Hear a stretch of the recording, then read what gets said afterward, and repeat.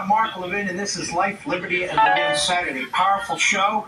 Elise Stefanik, superstar in the House of Representatives. Professor Stephen Calabrese from Northwestern University Law School, one of the lawyers behind the challenge of Jack Smith, the special counsel's unconstitutional appointment. It'll be really fantastic. Before we do that, I'm going to do something a little differently tonight.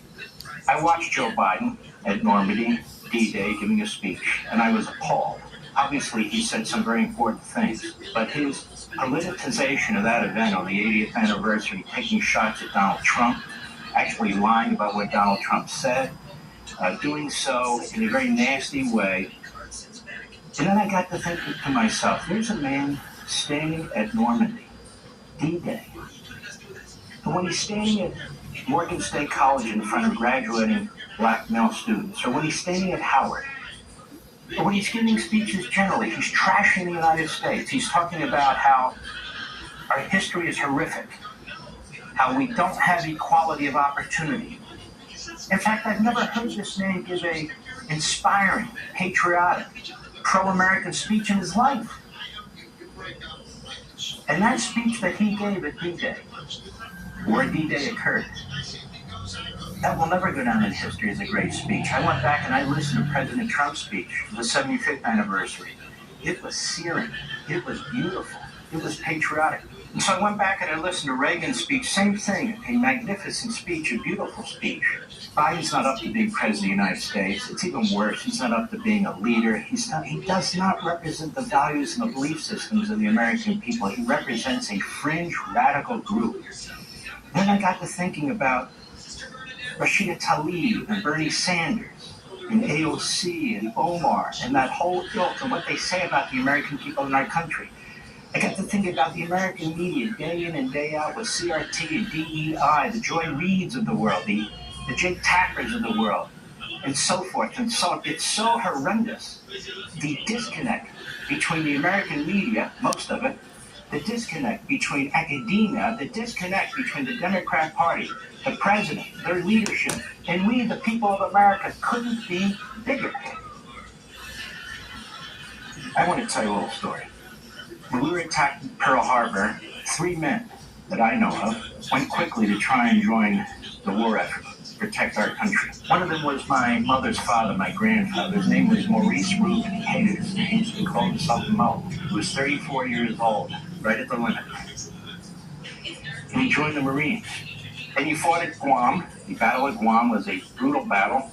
It went on from July 21st to August 10th, 1944. Almost 2,000 of our men were killed. Over 6,000 wounded. But that wasn't the end of it. He was in the 5th Division of the Marines. And this is his platoon.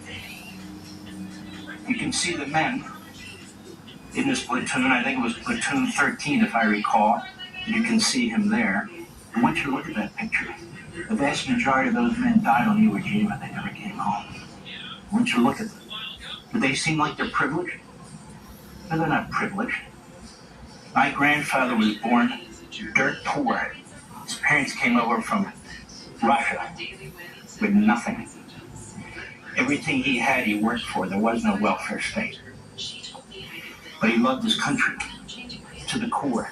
The Battle of Iwo Jima, 6,800 Americans died on that island, over 19,000 casualties. That battle went on from February 19 to March 26, 5 to 6 weeks, and look at the casualties. There were more Medal of Honor recipients as a result of that engagement, 27, than in any battle in American history. The 5th Marine Division.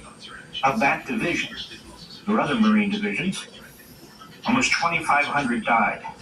Over 6,000 wounded. They sustained the heaviest losses. My grandfather was a patriot. When he came back from that war, his hand shook. He lost his voice. He spoke like this the rest of his life. I remember when I first met my grandfather, he was about 6'3", he was a big man. He'd been an amateur boxer. He was a tough guy. I remember him walking into our house. He wore a big Stetson, a long brown leather coat, and a chihuahua in his pocket that he gave to the family, a chihuahua puppy as a gift. That's my first memory of him. He was no damn white supremacist. Period. He was a patriotic American. And in the latter years of his life, he lived in quietly. Diabetes, and had his foot removed, and so forth and so on. Our story is not unique. I want to tell you about another man in our family. By the way, his brother-in-law and his sister's husband, his name was Ted. He joined the Marines the same day. He fought the Solomon Islands, Guadalcanal. He was a big, tough man with big hands. That's what I remember. Two tremendous patriots. Tremendous patriots. And then there was my father. I'm telling you this for a reason. Because American families all over this country have gone through this. American citizens who deserve respect by their government, who deserve respect by their presidents, rather than having their families attacked over and over and over again, and lies told about them, and the projection of racism on top of them. The racism that the Biden family practiced, the racism that Joe Biden practiced in the Senate, that had nothing to do with my father, my grandfather, my great-uncle, my family, nothing. That's on Biden. July 4th, 1937, my father, Jack, then 12 years old, and a neighborhood buddy walked several miles from their homes to the parade route where the city of Philadelphia was celebrating our nation's founding. The route stretched from Center City, Philadelphia, not far from Independence Hall, to the Philadelphia Art Museum, which Sylvester Stallone would make famous in the Rocky movies nearly 40 years later. One of the dignitaries in the parade caught my father's attention, a Civil War veteran. He sat on the back of a four-door convertible, dressed in his old Union uniform, including his campaign hat. Behind him marched a small group of Spanish-American war veterans. But of all the soldiers, veterans, and marching bands my father saw that day, the Union soldier stood out. Young Jack had read somewhat about the Civil War in school, but seeing the soldier in the flesh intrigued him. The soldier would become seared in my father's mind. The most costly war in American history had become real to him. Thus began my father's lifelong journey of self-education and patriotic preaching about this great nation's history and founding principles. At a young age, Jack had a knack for drawing, designing, and inventing, and when he was 13, he designed an automobile window, an invention for a contest the Philadelphia Daily News was conducting in conjunction with the release of the movie Young Tom Edison, starring Mickey Rooney. Remember that little sort of triangle window? Well, among others, that was his idea. He was one of only 5 winners citywide and earned a trip to the 1939 New York World's Fair. This had an incredible impression on him. At 15, my father submitted an idea with drawings for animating the story A Christmas Carol to the Walt Disney Studio in California. The studio loved it and asked that he provide more examples of his work, including humorous cartoon drawings, which he did. They next contacted Jack's parents and asked whether they would allow their son to join Disney Studio. Well, they said they would provide him with dormitory space and schooling at their facility while he was working for them, but his parents, concerned about his age, turned down the offer. My father grew up during the Great Depression. His family was very, very poor. His father, Harry, worked at part-time jobs when he could find them. His mother, Sarah, worked in a cigar factory about a mile down from where they were living. Jack was the eldest of 4 children and the only boy, and when he turned 16, after the school day ended, he would walk to the cigar factory down the street where he worked until midnight, earning the going rate of $17 a week. On weekends, my father took freelance jobs with furniture frame manufacturers, sketching frames to upholster sofas and chairs. He was paid $2 for a set of drawings. The manufacturer salesman used the finished drawings with their customers. A few months later, the Japanese attacked Pearl Harbor. Jack spent the summer working at the Cramps shipyard, the Philadelphia shipyard, where they built destroyers and submarines. But he wanted to do more for the war effort. And like so many wonderful young men at that time, my father decided to enlist in the armed forces. He wanted to be a cadet in the Army Air Corps, which today we know as the Air Force. But Jack was only 17. He was too young. So he secured a copy of his birth certificate from City Hall, rubbed out the number 5 in 1925, his birth year, and wrote in 4. And just like that, he reached the legal age requirement of 18. Now, if he could pass the rigorous Air Corps exam, he was in. 10 would be cadets, took the exam, including students from the University of Pennsylvania, but only 4 passed, including my father. Not long thereafter, as my father was boarding a train to Biloxi, Mississippi for basic training, a soldier stopped him and told him the lieutenant wanted to see him. The lieutenant, who had taken a close look at the birth certificate, asked Jack how old he was. Well, Jack told him the truth. The lieutenant wasn't very happy, but he told my father when he turned 18, he could join up. A week after, he turned 18, and he did. And while in the service, Jack would use brief respites to draw cartoons, which were published in a variety of newspapers. He would later join the regular army in the infantry,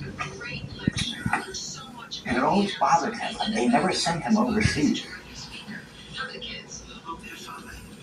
And when he was on his deathbed, he called me over about 5.5 years ago.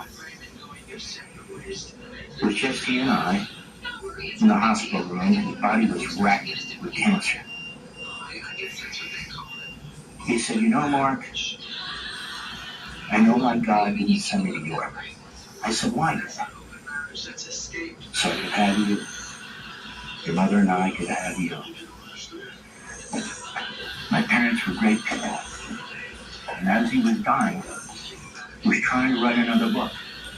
The Declaration of Independence. He wrote several books. Gettysburg Address, Lincoln's Second Inaugural Address. It was all aimed at children. It influenced the younger people. This is what he drew. Shortly before he passed away.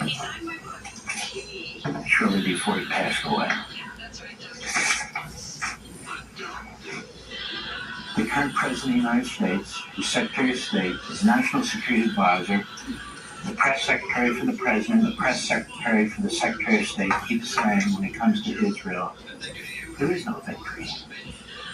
What do they mean by victory? My grandfather knew what victory meant.